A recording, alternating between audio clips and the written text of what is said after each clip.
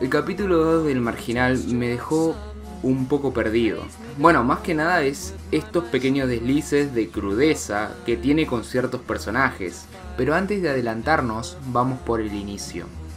Christian, mejor conocido como Moco, aunque le voy a decir Christian porque no me gusta ese apodo, vuelve con los Borges al inicio del capítulo. Se intenta pasar por sonámbulo y Mario no le cree. Y la Sub-21 anda muy paranoica por las represalias que puede tener, pero al final Christian no los manda al frente. Y esto podría considerarse un punto para la Sub-21, ya que, bueno, se salieron con la suya. Y podemos ver un poco más de cómo este muchacho se siente mucho más cómodo con la Sub-21 que con Mario. Amigo, te estoy mirando el pelo, que te queda re lindo.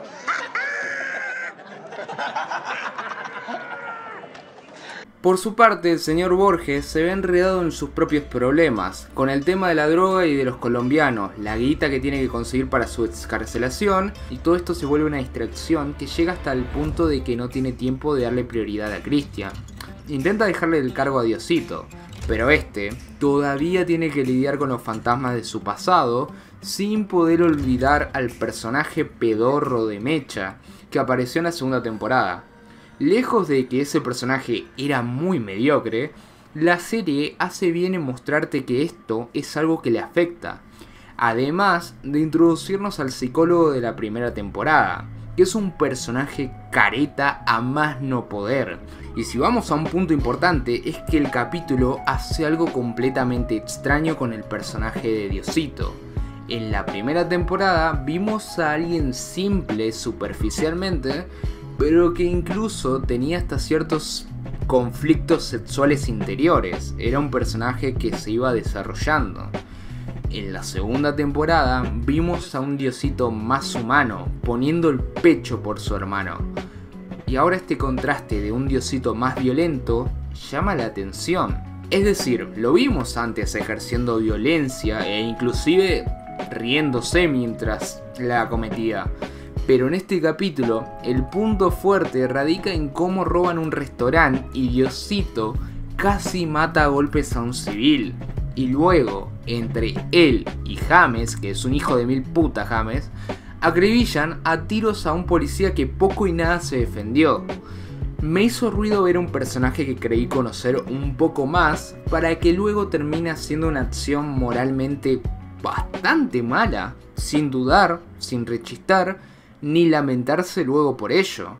Tampoco se puede considerar un error, ya que el guionista tranquilamente puede argumentar que no conocemos del todo a los personajes. Creemos conocer a Diosito, pero no sabemos de lo que es capaz, ya que no vimos lo que hizo en el pasado, pero sí podría haber trabajado más en esta faceta cruel que acaba de mostrar y que poco y nada habíamos visto antes más que en la primera temporada en pequeñas ocasiones. Me gusta cómo Christian tiene su pequeño conflicto personal, eso me agrada más, es más humano. Es algo que necesitaba un poquito Diosito para que esta escena cobre un poco más de sentido. Se siente algo culpable y le afecta. Pero luego hace alarde en las duchas sobre esto, sobre el que mató a un policía. Y simplemente se cae toda aquella culpabilidad. Y vuelve a quedar algo raro con su arco de personaje. O sea, vemos que también siente culpa por sus amigos, pero bueno, después puede ir y matar a un policía y no decir que siente culpa y nada. Y yo no lo entiendo. Bueno, y eso es todo lo realmente relevante de este capítulo. Vemos de vuelta a Luna y sabemos un poquito más de cómo es el accidente con Christian.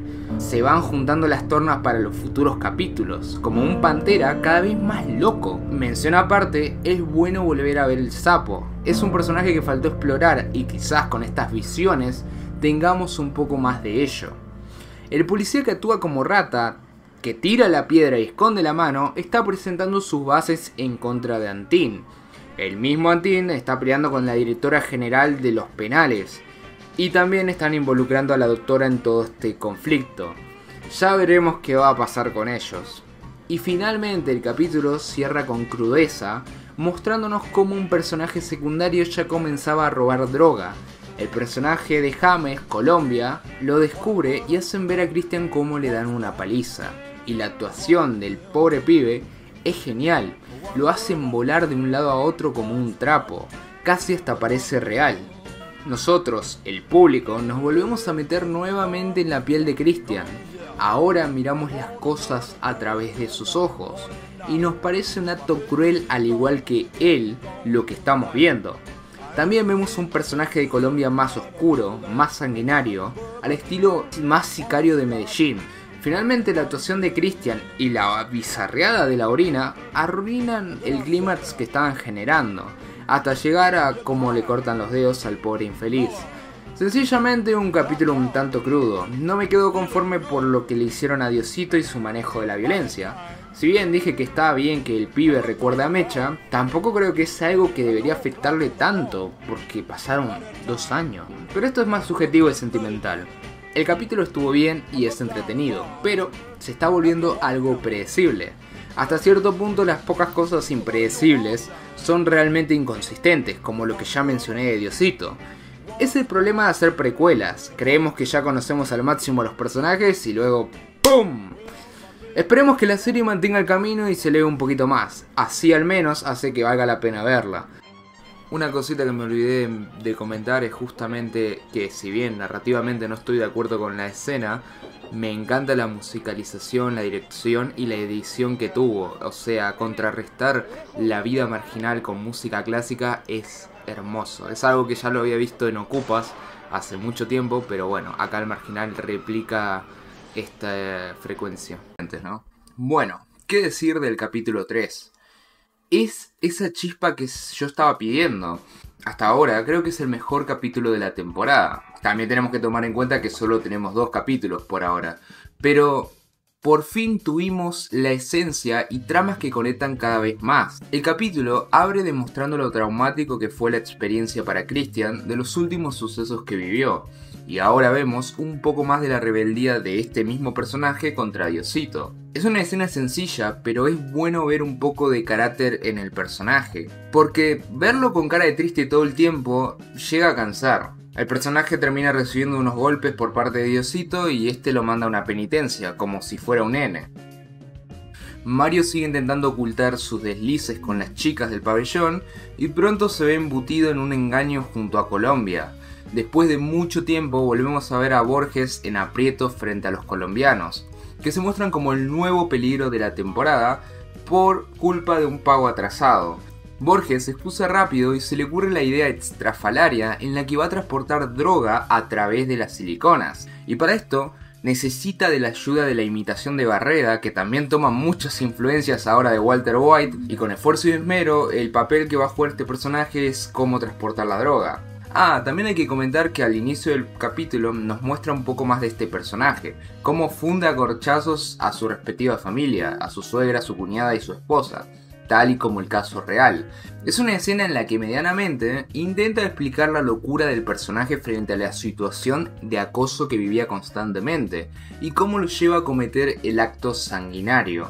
Bueno, por otra parte, Diosito tiene que descargar todo el estrés que venía contrayendo con el tema de Mecha, y para eso está Gladys, que trae un nuevo personaje a la escena. Un antiguo amorío de Diosito. De primera mano, este personaje nuevo acepta ocultar la muerte del otro, de Mecha. Pero de seguro vamos a ver cómo finalmente en futuros capítulos acaba por decírselo. Si es que ya no se lo dijo en el capítulo 4, que todavía no lo vi. Lo que pudimos ver en el capítulo 3, que a diferencia del primero y el segundo, se deja muy de lado Diosito, solamente le dan los primeros minutos y se centra en otros secundarios. Como por ejemplo, le da más protagonismo al personaje del negro, que no lo conocíamos del todo. Prácticamente no sé si su nombre es así.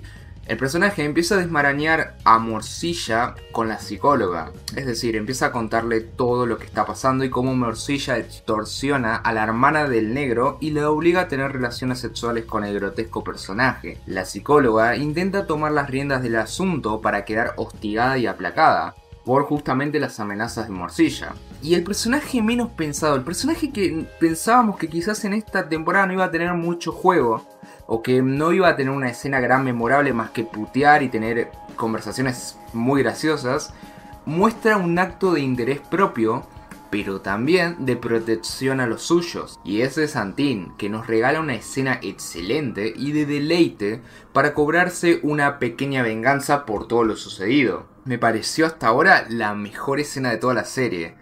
Ver cómo un personaje como Antín ahorca a un secundario barato como Morcilla, sencillamente Es genial. Ver esta interacción por lo menos excusa que existan más temporadas a raíz de la primera. Pero esta subtrama no acaba ahí, no es solamente mostrarte un poco de Antim, hasta llegar a darle una paliza a Morcilla en el mismo lugar donde le cortaron los dedos al pibe del episodio anterior, reflejando que también la ley, como la criminalidad, cobran sus deudas. Pero todo esto no acaba ahí tampoco, sino que sigue desencadenando actos que vamos a terminar viendo al final del capítulo. Pero antes de todo esto, podemos notar cómo Christian se cansa del maltrato y de las locuras que está viviendo en San Onofre, hasta el punto de casi llamar a su padre y contarle todo. Podemos ver cómo la Sub-21 sigue intentando actuar por lo bajo y acoplarse para la caída de Antín y de Borges. Y ahora, especialmente, el sobrino del entrenador de boxeo está queriendo meter sus manos. Hay un problema acá con una escena de César. Prácticamente está haciendo un plan y realmente yo no me lo creo. No pertenece a la manera de hablar de César y se siente casi un español neutro que queda muy artificial. Miren la escena. Tiene razón. Yo también quiero hacer quilombo, muchacho. Pero en esta coincido con Bruni. Para mí hay que usar la cabeza, ser inteligente y buscar el momento adecuado. No sé, a mí me pareció que realmente ahí la actuación no brilló, pero bueno, detalles. Como dije, la subtrama del negro desencadena muchos actos. Tenemos una escena que nos muestra a Fiorella y a Morcilla en una charla íntima, que es bueno porque conocemos un poco más las frustraciones del personaje de Morcilla. O sea, siempre sale riéndose y burlándose de los demás personajes, pero en esta escena podemos ver cómo no cumple sus aspiraciones de, por así decirlo, ser el más poronga de San Onofre y termina llorando prácticamente y descubriéndose hacia Fiorella. Y podemos descubrir cómo surge esta relación, no es solo protección de uno y del otro, simplemente los dos se llegan a entender. Después se cierra toda esta escena con una grotesca e innecesaria escena de sexo, pero bueno, en general esto es brutal porque nos están explotando los personajes y eso vale la pena. Y finalmente la trama de Morcilla y el negro cierra en cómo Fiorella termina teniendo celos ante saber que Morcilla se está cogiendo a la hermana del negro y se desencadena una pelea donde prácticamente lo cagan a bifes a Fiorella. Y ahora vayamos al personaje muleta de toda la serie, al personaje que realmente no está valiendo la pena y que hizo su acto acá por mera estupidez, y ese es el sobrino del boxeador, que aprovecha para apuñalar a Christian entre la confusión. O sea, se puede notar cómo este personaje es simplemente un imbécil.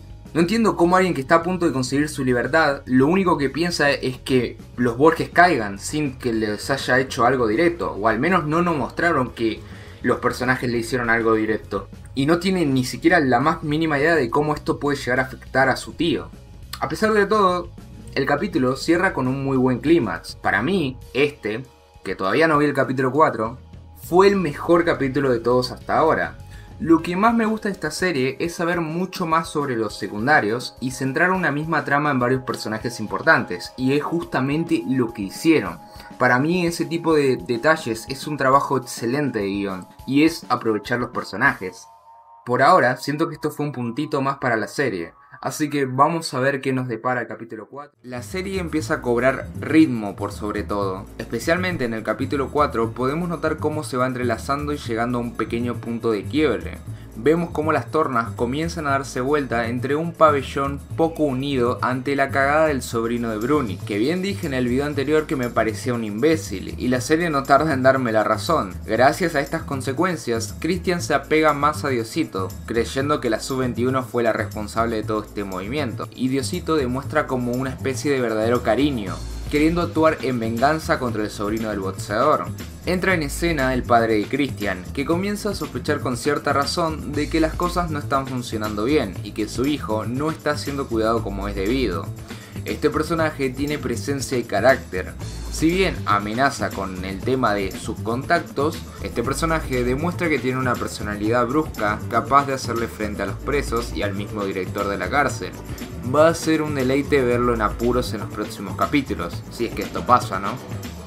Luego vemos que la Sub-21 rechaza, o mejor dicho, le da la espalda a la hora de proteger al sobrino de Bruni, e incluso tienen una discusión. No pasa ni 5 segundos en la escena sin que este reciba un insulto de César. Sencillamente fue una escena hermosa, ya que este personaje se merecía estos insultos y, bueno, todo lo que acaba por pasarle. Nos cagaste a todos, la concha de tu madre. Forro. Jodete ahora. Se ve como un personaje honesto, pero ya sea por interés propio o no, le da un regalo a Pedro con mucho detalle, una especie de navaja que dice Sub-21. Para luego finalmente caer ante la paliza que le da Pantera sin recibir la ayuda de ninguno de los presentes. Tenemos una escena mal dirigida, muchos cortes, muchos enfoques sin ritmo, muy mal montados y sin generar un suspenso, simplemente ni llegan al estándar de película de clase B. Es un claro problema de esta serie que viene arrastrando hace tiempo. No toda la escena está desechada, ya que luego se logra muy bien el efecto de los estruendos y los golpes de cabeza que recibe el personaje por parte de Pantera.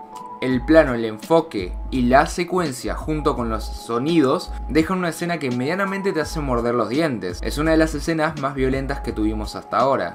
Hasta el punto de que Borges no los para, se puede sentir la tensión gracias a los rostros de los personajes y la cara del tío desconsolado.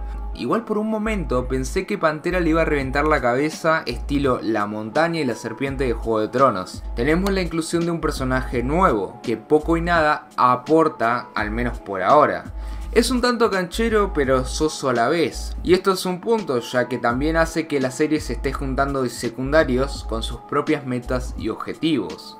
Además de las mentiras para cubrir a los Borges por parte de Christian, también podemos ver cómo comienza su cambio de look y cómo su personaje decide comprender cómo funcionan las cosas en la cárcel, hasta el punto de aprobar la venganza hacia el sobrino de Bruni y escupirle en la cara como si fuera basura. Y esto está muy bien, me parece perfecto que exista este desarrollo de personaje, pero después de un rato en el mismo capítulo escucharlo imitar la voz de Diosito, me pareció un poco menos creíble y hasta un poquito bizarro, aunque he de decir que verlo más atrevido aporta al personaje.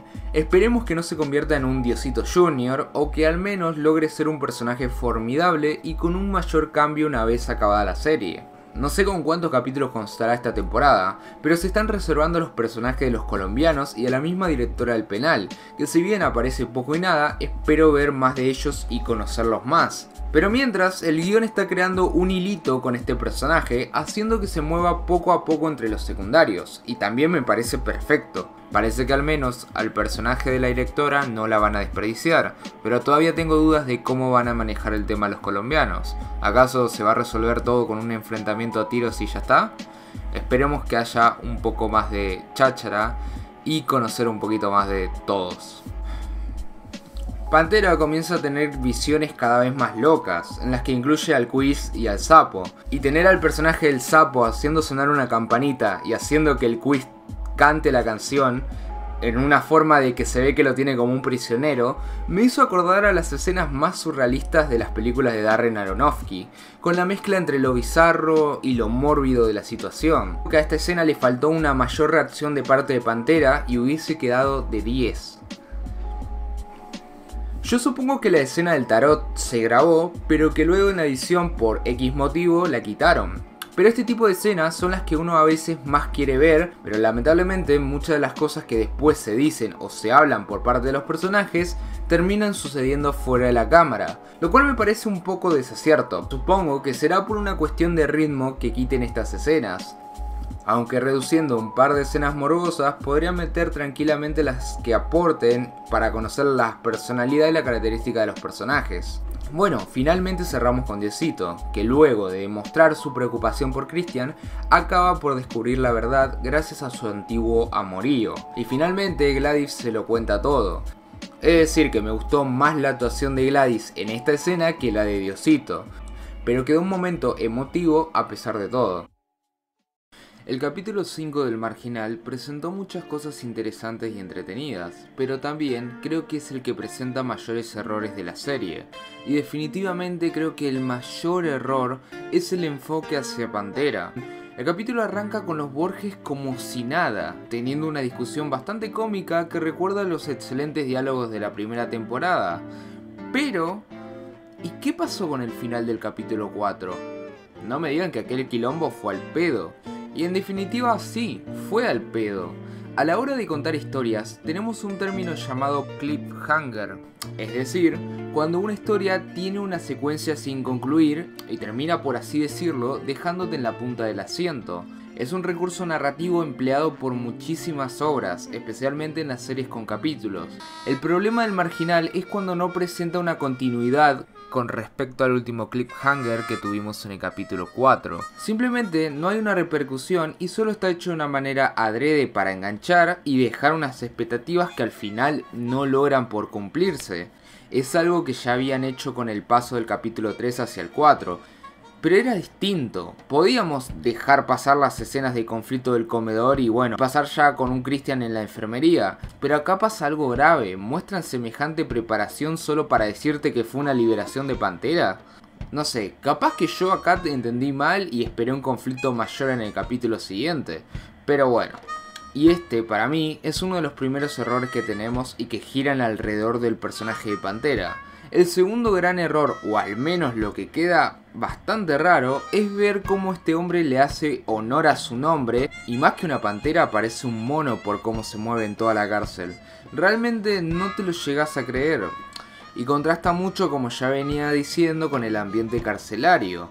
Pero ok, entiendo que la serie cada vez más se despegue de la verosimilitud con el pasar de las temporadas. Que busque crear personajes más bordeados a lo bizarro o a lo increíble.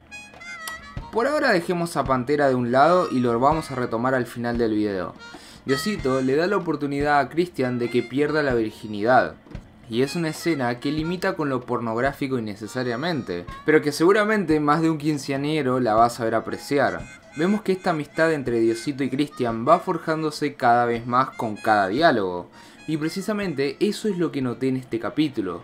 Diálogos estructurados de una mejor forma. Hasta cierto punto sentí que recuperaban cierta chispa y naturalidad que tenían en la primera temporada. Bueno, baja el tonito. Simplemente te quise avisar. Chau. Madre que lo reparió. Pelotudo, que estoy a tu servicio, yo. Vemos cómo la relación de Mario y el travesti se va forjando más, en el cual ella tiene sus propias metas y objetivos, más allá de la cárcel. Es un tema interesante que toquen y hablen de estas aspiraciones. Mario no logra comprender el esfuerzo que le costó conseguir un título de artes y hasta cierto punto se ve una relación de pareja. Una relación que no habíamos visto antes de esa manera, que la serie omite al mostrarnos. La doctora se ve idolatrada por la imitación de Barreda y esta lo rechaza rotundamente. Sigue lidiando con su tema de drogas, lo cual lo siento algo desperdiciado, ya que podrían contarnos más cómo esto afecta a su vida diaria o el entorno con su familia. Más bien vemos que llama a una amiga, la vemos un poco descompuesta y parece que es un conflicto que lo pusieron por poner. Supongo que la mentalidad del conflicto fue algo así como, bueno, algo tenía que hacer en esta temporada la doctora, ¿no? El exfutbolista, finalmente recurriendo a metáforas muy bonitas y desde la experiencia, le brinda un poco de brillo y luz a la doctora, intentando que se aleje del daño que le hace a su cuerpo con la merca. A pesar de todo, estas escenas llegan a tener un ápice de carisma y conocemos más del personaje del futbolista. Al menos a mí, con este diálogo, logró caerme un poco mejor de lo que me dio la presentación. Bruni acaba por ahogar a su propio sobrino, en una escena bastante emotiva. Suma puntos con la excelente actuación del hombre y la anécdota que cuenta, aunque no logro entender el por qué algo tan drástico como el hecho de asesinar a tu propio sobrino. Sí, podemos tener conclusiones aparte, pero en caso de que el muchacho quedase en estado vegetativo, no significa que no pudiera recuperarse. Pero bueno, voy a suponer que la condición de la familia es lo suficientemente precaria y ya lo bastante desastrosa como para el hecho de tener que aguantar a un familiar que prácticamente ya no va a poder estar entre ellos. Y en general asume el acto de liberación para su sobrino, aunque hubiese estado genial explorarlo un poco más por parte del guión. Bueno, finalmente, ya dije que lo que estaban haciendo con Pantera medianamente no me convencía, pero luego de ver nuevamente la ridícula y casi de fanservice pelea contra Diosito, me desagradó. No solo por tener una pelea que no genera sentimiento, no genera nada, sino también por el hecho de que la pelea arranca con un efecto de sonido pedorro de videojuego de PlayStation 1. Está bien, Las personas en general no se fijan en estos pequeños detalles, pero hablamos de una producción grande. El trabajo de Foley es muy importante en el mundo audiovisual. Al fin y al cabo son los encargados de transmitir vida a la serie. ¿Tanto costaba contratar a un artista de Foley de calidad? Alguien que se moleste completamente en brindarle un sonido creíble a la serie.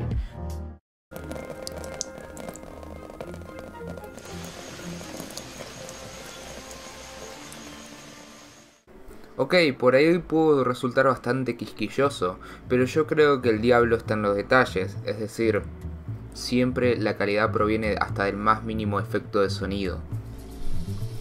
Puedo omitir errores técnicos mínimos, está bien, son solo de sonido, pero no puedo dejar escapar la escena final. Además de que es ridículo cómo Pantera le quiebra el cuello a un personaje secundario, como si una película de acción ochentera estuviésemos hablando. No me gusta cómo le quiebra las manos y encima cómo le da una paliza al intento de Barreda, pero no solo por una cuestión de actuación o directamente de dirección, sino que también por un error enorme de montaje. Por ejemplo acá, miren cómo Pantera está de un lado y luego cuando cambia la imagen está del otro, terriblemente error de continuación. O por ejemplo esta otra, miren cómo está tirado en el suelo la víctima y en la siguiente imagen está parado pidiendo clemencia, como si fuera que una escena ahí del medio desapareció. Juro que yo no estoy recortando nada, así salió el capítulo. Esta escena final está asquerosamente montada, con errores enormes de continuidad, muy básicos.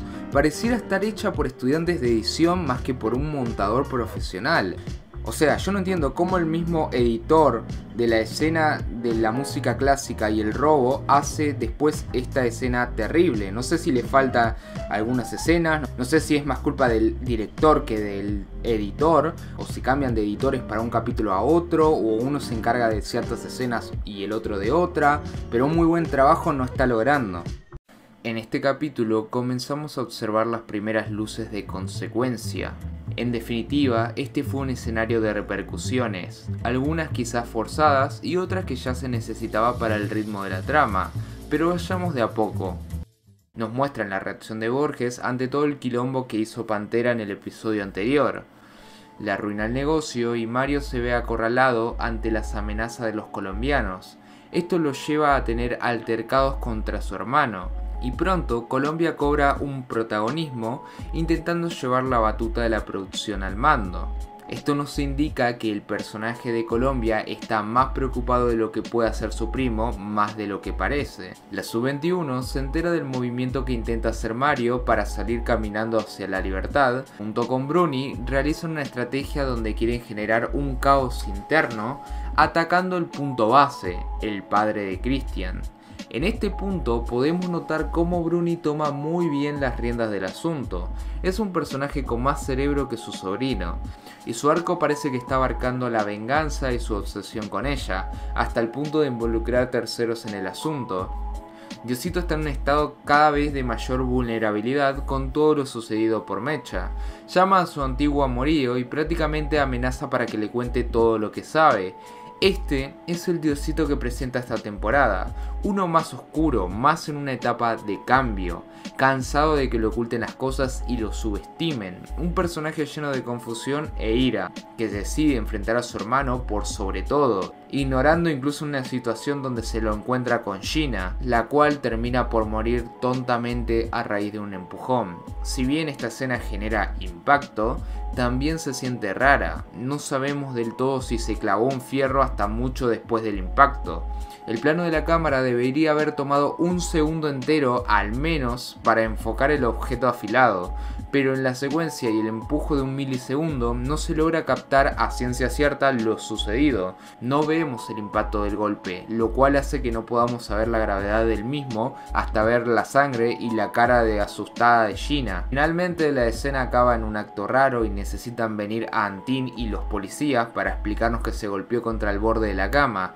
De nuevo, como en el video anterior, parece como si una o dos escenas se le hubiesen escapado o las hubiesen montado súper rápido, generando cierta confusión. Esta muerte, un tanto forzada, que queda solamente para justificar un ojo por parte de Diosito y Mario, genera otros conflictos que comienzan a mover un poco más la situación contextual de San Onofre.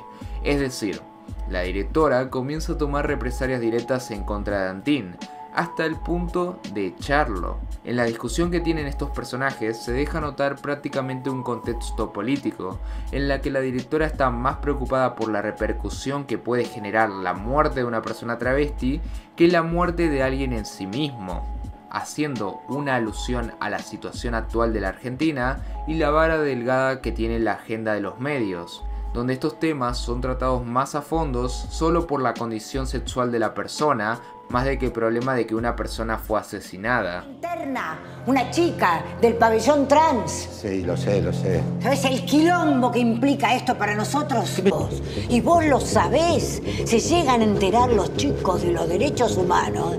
Pero bueno, eso es un contexto muy por afuera que se puede sacar y quizás sí fue un guiño del guionista, pero bueno, a ciencia cierta, nada es seguro. Se hace un velorio tumbero y todos se despiden de Gina, que medianamente podemos llegar a sentir pena por ella. Y eso que encima nos mostraron poco y nada del personaje, pero siempre es fácil empatizar con alguien que vemos que no tiene malas intenciones y muestra ciertas aspiraciones las cuales también podemos empatizar. Mario siente tristeza y en parte deja notar un pequeño sentimiento de cariño, pero también demuestra una faceta oscura amenazando a uno de los travestis que lo miraba mal, imponiendo respeto pese a la situación. Vemos un poco más la alejada relación entre Christian y su padre, cómo tiene que fingir ser alguien que no es para sobrevivir y tener un mejor trato, y cómo poco a poco está tomando un pensamiento de querer crecer una vez que salga de la cárcel. Se logra ver hasta cierto punto una contraparte contra el padre cuando este le dice embrutecerse no es endurecerse, una clara postura que con sus palabras nos dice demasiado del personaje, tanto pensamiento social como su posición. Bueno, en general agradezco que Pantera haya aparecido poco y nada en este capítulo, aunque su completa impunidad para andar por toda una cárcel me hace un ruido increíble. Que vaya noqueando enfermeros como si nada también es simplemente algo deplorable que está teniendo la serie en este aspecto.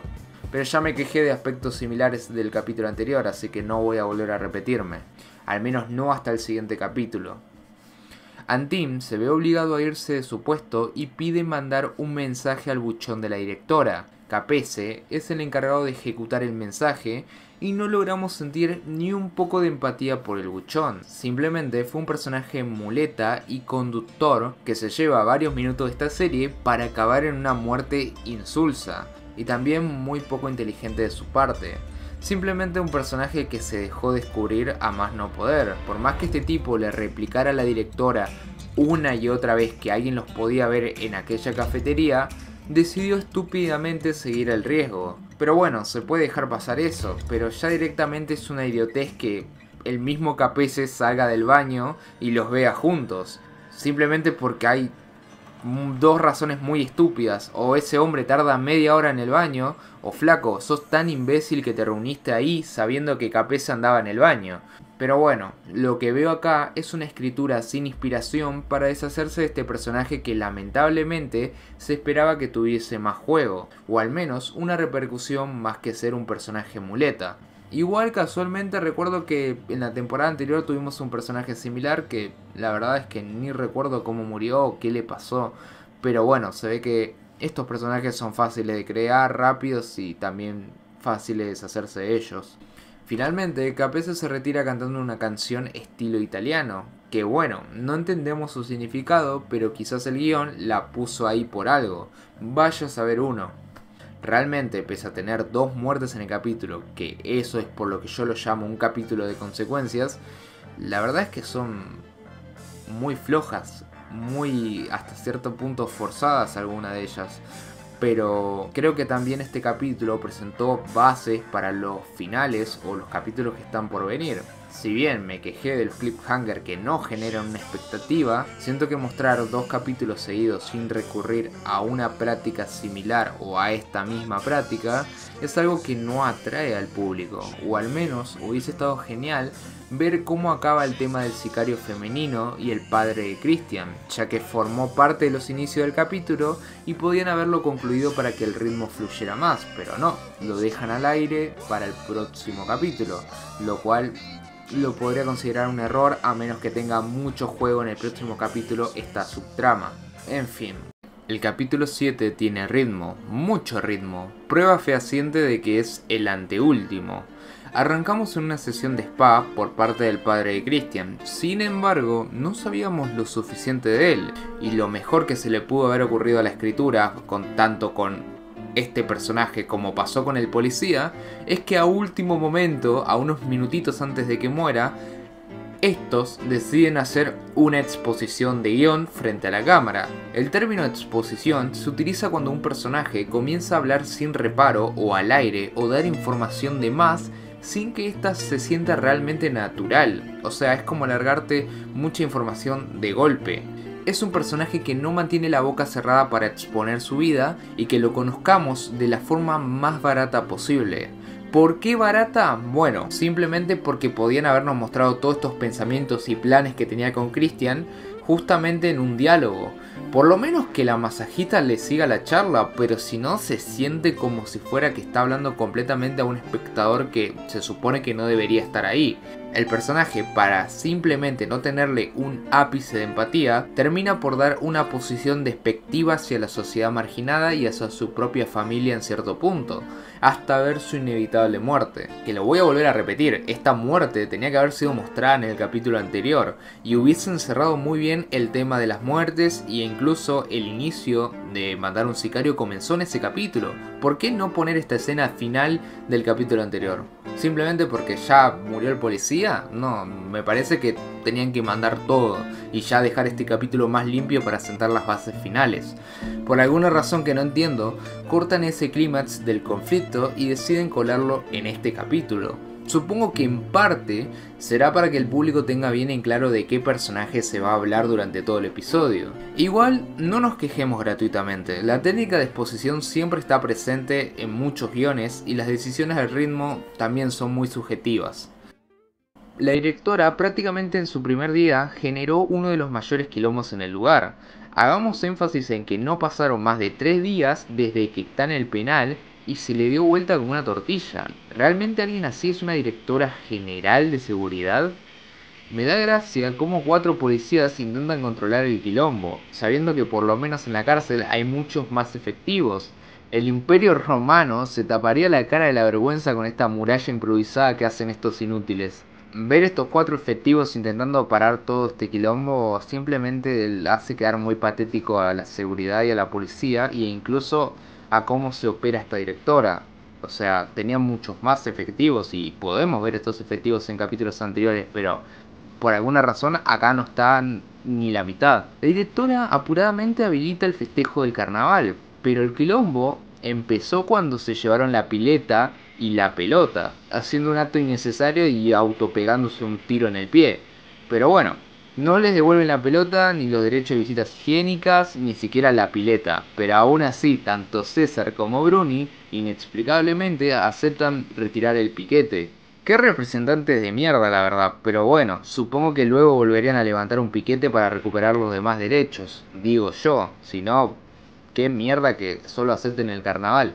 Pero todos en el fondo sabemos que por más lógica que intentemos buscarle, el punto es que todo se mueve a conveniencia del guión. Pero bueno, ya vamos a ir en eso, abordándolo más en el transcurso del video. Christian, al perder a su padre, es recibido con una actitud muy humana por parte de Diosito, pero una completamente inhumana por parte de Mario, que exige simplemente más plata. Y ok, entiendo que Mario sea un personaje oscuro de vez en cuando, pero llegar a estos niveles. Borges siempre demostró ser un tipo medianamente razonable, pero su acto acá está forzado, apurado antes de que acabe el capítulo en dejar las cosas en un mayor quilombo. Imaginen que toda esta situación se hubiese dado en el capítulo anterior, Se lo deja estar un día más a Christian y luego Mario lo echa en este último capítulo. Sería hasta cierto punto más justificado que su presencia le parezca inútil y lo eche pero sin quitarle su momento de duelo. Pero haciendo las cosas así, a las apuradas, que no le dan ni 5 minutos como para que se siente en la cama y se ponga a pensar, hacen quedar al personaje bastante inhumano, creo yo. Sí, Mario es un criminal a gran escala, pero no por ello no significa que no se pueda sentir empatía con alguien que estuvo con vos mucho tiempo. Son conveniencias del guión para que ahora Christian cambie de bando, pero esto no solo afecta a Mario como personaje, sino también a Diosito, que este, pese a su personalidad, vuelve a ser dominado y dejando que larguen a Christian al patio. Aunque ya sabemos que Diosito es un personaje extremadamente manipulable, pero también ya encaró a Mario y a todo aquel que se interpuso entre él y sus amistades. Pero bueno, también hay que hacer una mención de que Diosito está en un estado de paranoia tremendo y no quiere volver a relacionarse con la banda. Bueno, ahora podríamos entrar en terreno más peligroso.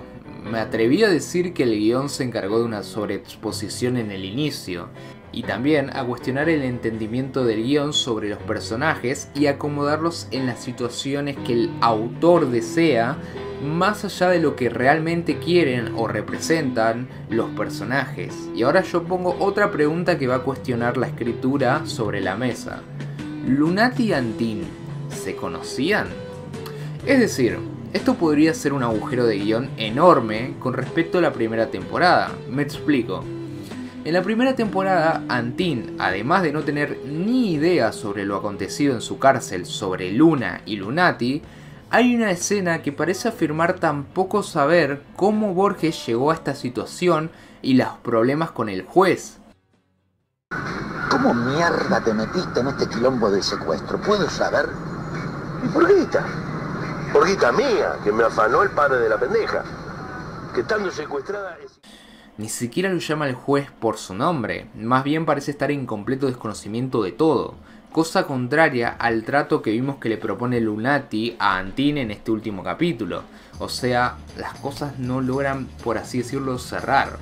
Aunque todavía no se podría considerar un agujero de guión, ya que Antin tranquilamente se estaría haciendo el boludo frente a Mario, haciéndole creer que es justamente eso, que no sabe prácticamente nada de aquellos sucesos.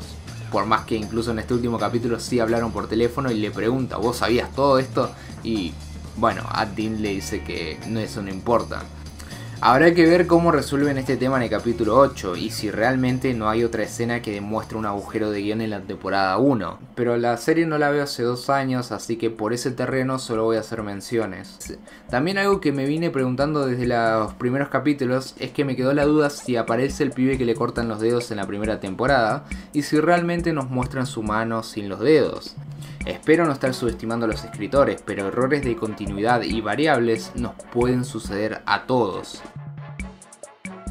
Christian se ve envuelto en lo que es la cárcel, y he de decir que acá vemos su nulo desarrollo. Entiendo que todo fue medianamente una apariencia, un intento de rudeza bastante despreciable, pero verlo como un cachorro asustado en busca de alguna droga es simplemente deplorable. Es humillado por la Sub-21 y no le queda más remedio que unirse a Bruni como perro faldero. Está bien, por lo menos usó la cabeza, pero verlo con cara de triste y bobo nuevamente es un poco cansador, al menos para mí. Entiendo que se haya muerto tu padre, pero no era un santo.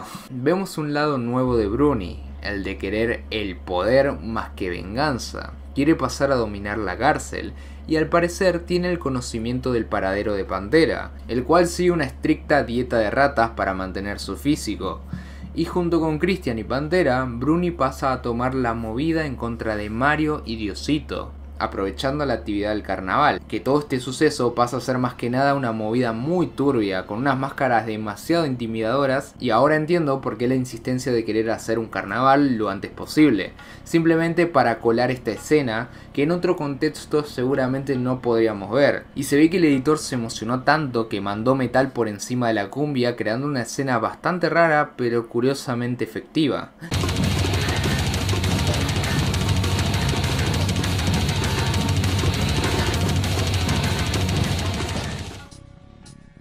Un excelente cliffhanger, pero que me deja muchísimas dudas. Es decir, sabemos al final del día que los Borges terminan ganando. Este es el problema de la precuela, que ya sabemos su final. Ya tenemos un conocimiento sobre todo y la sorpresa radica en cómo llegarán a salirse de semejante conflicto. Y la verdad es que el problema de esto es que deja lucir que Bruni tiene todas las de ganar. Realmente la estupidez de que se le escapen de las manos sería gracias a un accionar tonto de parte de él. O sea, sabemos que al final los Borges se van a terminar escapando, salvando, pero ¿cómo? Si ya los tiene ganados. Es decir, que lo pongan a Mario y a Diosito contra Pantera sería algo estúpido. O que pongan a Colombia contra Pantera, por favor no. O incluso que le den tiempo a los policías de parar todo el quilombo. Simplemente esperemos que este escape esté bien justificado. Si tuviera que definir a la temporada en conjunto, la marcaría como inferior. En una perspectiva general, El Marginal había marcado terreno en su inicio como una crítica a la sociedad y a su trato a la marginalidad. Con el pasar de estas temporadas se comenzó a idolatrar a las figuras carcelarias y se fue perdiendo el mensaje, el intento de tratar de decirnos algo. Actualmente, El Marginal se parece mucho más a los fanfics que se describen en Wattpad sobre Harry Potter, poniendo a los personajes en una cantidad absurda de situaciones y otras muy variadas. Y eso es El Marginal hoy en día, una serie entretenida pero que no mantiene la esencia carcelaria con la que comenzó, pero no por ello significa que no pueda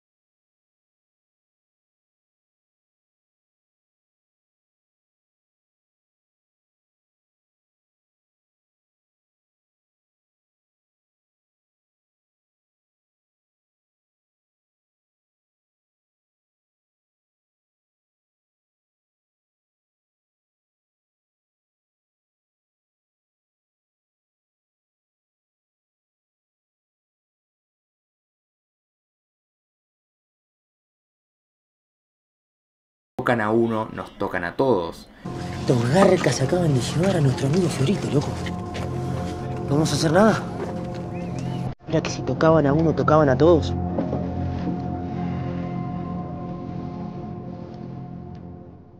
Pero volvamos a las estupideces de Bruni. Me da algo de vergüenza ajena cuando empieza a soltar una que otra risa malvada que queda ridículo.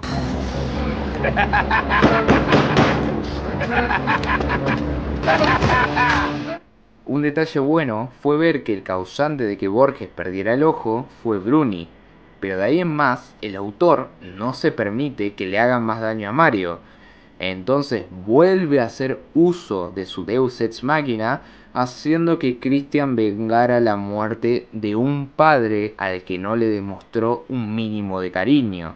Y acá hay otro detalle. ¿Por qué mantener a Christian vivo? No hay una razón aparente. Es decir, Bruni lo puso a su lado por algo, pero realmente no vemos cómo este pibe puede ayudar y ni siquiera que vaya a hacer algo.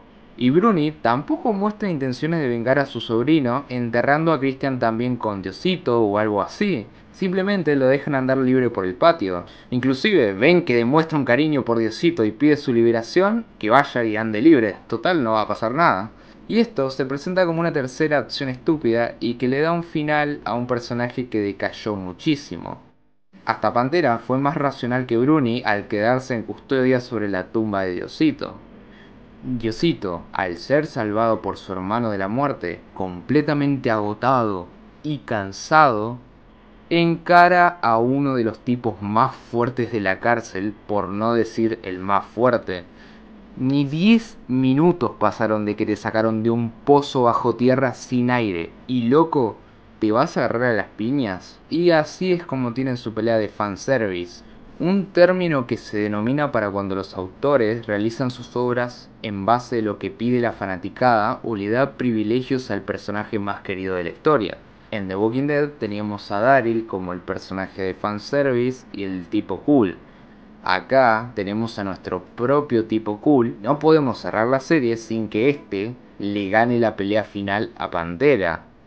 Una escena que pierde sentido general, pero que los fans del personaje sabrán aclamar, supongo. Si los autores supieran que Colombia está llegando a tener la misma famita que Diosito, no me quiero imaginar lo que van a hacer con ese personaje. La pelea tiene sus errorcillos o sus cositas que uno puede arquear la ceja, pero en definitiva alcanza un nivel pochoclero y son cosas de tomas y simplemente, ya saben, lo de siempre. Ya no parece una serie, más bien un formato de películas donde vemos a los Borges y sus aventuras.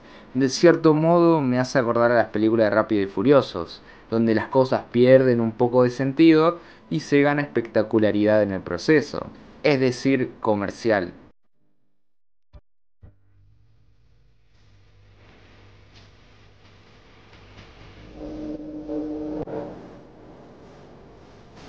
Pero de la nada, esto es lo que tiene nuestro cine, se podría decir, o nuestro lenguaje audiovisual, que mezcla muchas cosas. Porque ahora, luego de estas escenas bombásticas, la serie se pone profunda, seria, con un plano excelente entre Pantera y el sapo. Una escena fantástica, donde la iluminación, el diálogo y todo a su alrededor, termina por culminar en la muerte de Pantera. En resumen, eso sería todo lo que nos brindó el último capítulo, pero no me quiero olvidar de la psicóloga, que bueno, antes parecía un personaje bastante verosímil con todo lo sucedido, aunque si bien representaron en esta temporada los traumas que vivió con los hombres del sapo, era bastante lo que había vivido, era bastante lo que tenía que soportar, era bastante ya su carga, pero ahora que el intento de Barreda muestre la hilacha ante ella, hasta dominarla y agraviarla, no sé, me imagino que es la psicóloga con la mentalidad más resistente de toda la Argentina. Pobre de aquellos psicólogos que tienen que lidiar con una sola muerte de un paciente. Esta mujer casi la viola más de una vez, la lastimaron, la amenazaron, vio gente que murió en sus manos y hasta mató a alguien. Peor, al final la mina sigue trabajando sin pedirse una licencia psicológica. Nervios de acero le dicen. Aunque al final no se sabe bien si lo mató o no a Tubito. Da un poco igual la verdad. Pero aguarden un poco. Hay dos cosas cuestionables de toda esta secuencia entre Tubito y ella. Primero, parece la típica secuencia slasher que viene de los años 80. Hombre salva a mujer y no se asegura que el psicópata haya muerto, dejando su espalda descubierta y preocupándose más por abrazar a la mujer. Asesino se levanta una vez más y ataca al hombre por la espalda. Mujer desesperada cobra valor y en estado violento ataca al asesino sin piedad. ¿Cómo se llama la película? Cualquiera de Jason, cualquier película del puto género slasher. No sé, quizás fue un guiño a ese cine, pero es tan cliché la escena que prácticamente uno no se la puede tomar en serio. Y para rematar, tenemos el mensaje político y sensacionalista del momento. ¡Vamos a tocar a una mujer! ¡Un femicida de mierda! Lo curioso es que la palabra femicida no era tan común en los años donde transcurre la historia de la serie, al menos no en la Argentina. También se podría entrar en un constante debate si el tipo es un femicida o un psicópata, que los términos son completamente diferentes, pero no voy a entrar en definiciones de términos para extenderme en esto. Estos tipos de temas requieren de más tiempo para detallarlos. ¿Ustedes también se preguntan eso? ¿Qué pasó con los colombianos? Tanto alarde de que con ellos no se jode y al final nada. No tenemos nada de los colombianos.